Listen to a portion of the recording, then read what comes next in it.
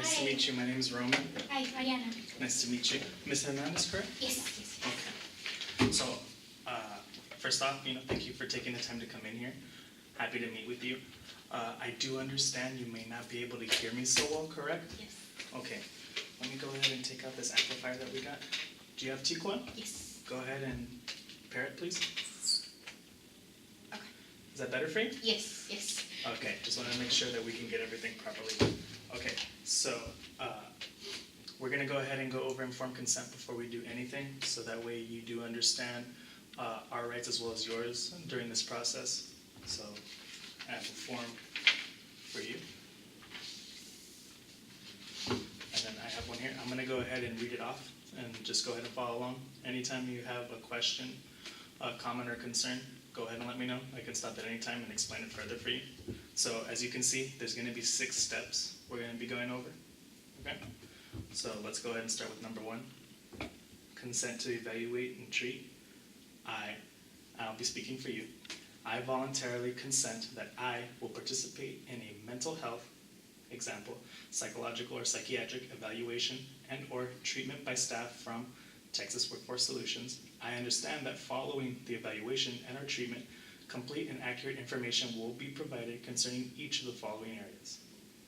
Then there's going to list right there from A to E, starting with A, the benefits of the proposed treatment.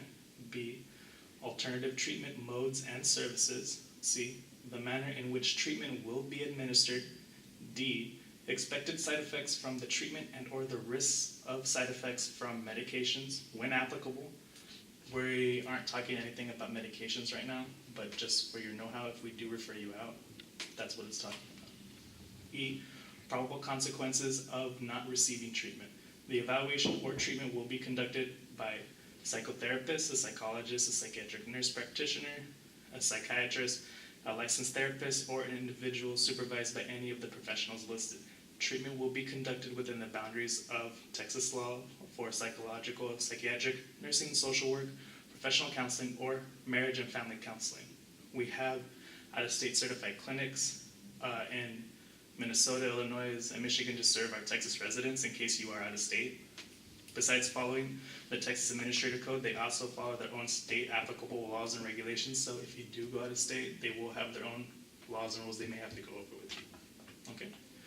So, number 2, benefits of evaluation and treatment. Evaluation and treatment may be administered with psychological interviews, psychological assessment or testing, psychotherapy, medication management, as well as expectations regarding the length and frequency of treatment.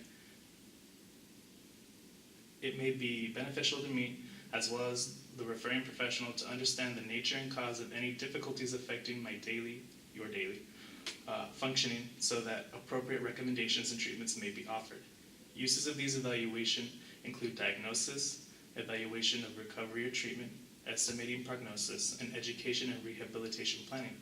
Possible benefits to treatment include improved cognitive or academic job performance, health status, quality of life, and awareness of strengths and limitations. So 3, we're going to get into charges. I know you may be concerned about that, but you are covered by your insurance fully for the visits here.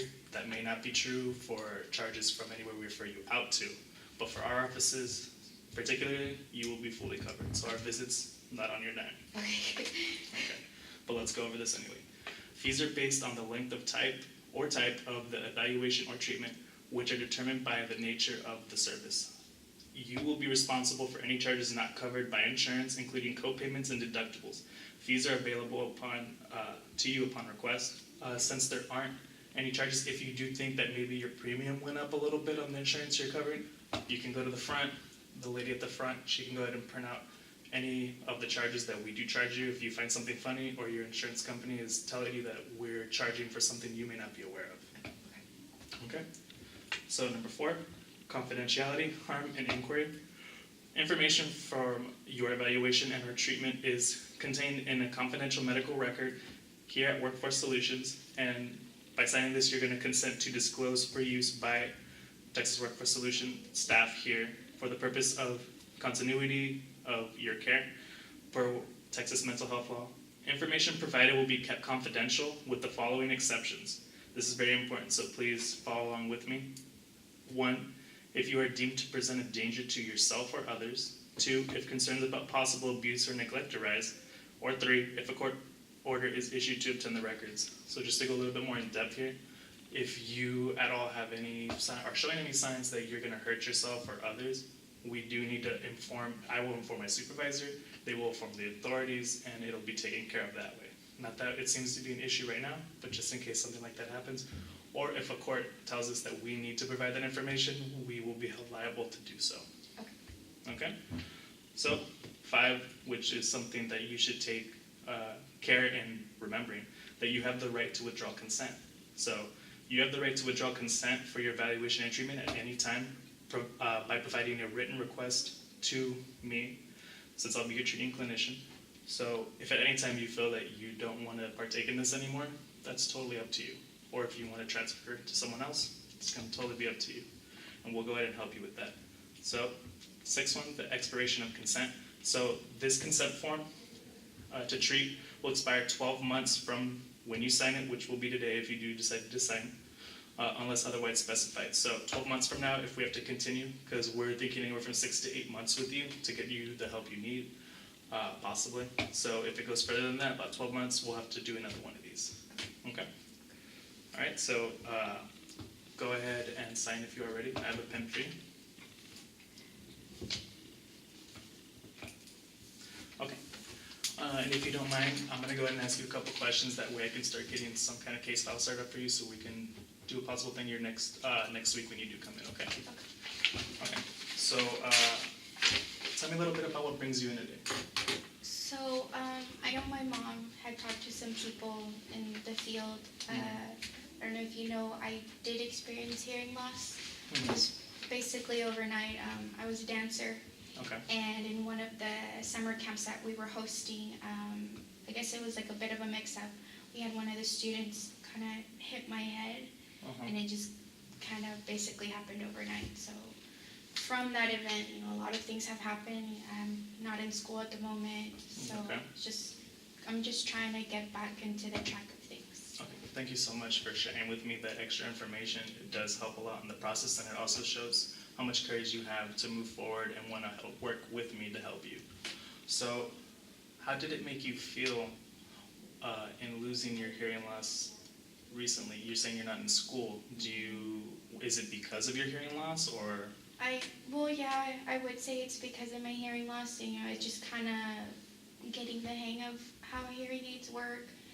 We really haven't had the best track record with these specific hearing aids. We've tried other ones, but they're very expensive, so it's not like you can just... So your hearing aids aren't working for you? No. Okay. Have you guys explored any alternatives, like looking into going to an audiologist to see about cochlear implants, or? Well, we had heard that we could possibly get help with that through the service. It's not a 100% guarantee because of the way deafness is. The cochlear implant may not work for you, but if needed, I'll go ahead and write down my notes right now that you are looking into it. Would you be interested in me setting you up with an audiologist? Okay. All right. And so would you be wanting to get back into school? Yes, yeah. I know I want to help. I want to be able to help people. And I just don't know exactly what kind of track I want to take, but I would want to get back into going to school. Would you still want to pursue dance? I think so, yes, because it was something that I really loved doing. I really did have a passion for it, especially working with kids. Okay. So it really would be something that I would want to look into. Well, I know there's a lot of need in the community for leaders in different kinds of professions. So if you did want to help the community a little bit more, you could be a dance instructor for the deaf, or for people that are hard of hearing. That may be something you might want to look into. If you do, I can go ahead and get you some pamphlets and some programs that might be doing it nearby, in case that's something you do want to work with. Yeah, sure. Okay, go ahead and do this next time. So, how are you feeling? Is everything okay with you right now? Your family? Well, I would say, my family's perfect. Everybody basically kind of took the year off with me with my hearing loss. My brother attends Baylor University, and he's going into pharmacy school, so I just kind of felt bad because basically everybody put their life on hold because of me, and just a lot of I just feel frustration and just upset because I can take care of myself. I just feel like I have this constant cloud over me of them wanting to do everything for me. It's just I just feel really bad because everybody put everything on hold just for me. It's a lot of pressure, and I can hear it in your voice. I understand. And I mean, those expectations that you used to hold for yourself may not be there anymore because now your parents are trying to take care of everything from what it sounds like. Okay. I mean, would you like to talk about it a little more? I mean, I can get you in touch with a therapist to go ahead and try to alleviate that. Not that you anything wrong, but even myself, I need to take time to talk to someone every now and then. If you feel that I'm not enough, we can always refer out to someone that does work with us, who you could just talk to about how you feel and stuff. It's good to get it off your chest sometimes, and me or your parents or your friends may not be enough. Okay. I think it would be a good idea because I just don't want all these, frustrations kind of getting to me. Like my hair's falling off. It's a lot of stress that I'm experiencing, and then wanting to go back to school. I don't know if I would be able to handle both of them like that at the same time. I get you. And you said you were working at a camp, correct? Yes. Okay. Yes. Would you want to work again while you're going to school, or as you said, the only reason I'm bringing it up is because you said the amount of stress that it could give you.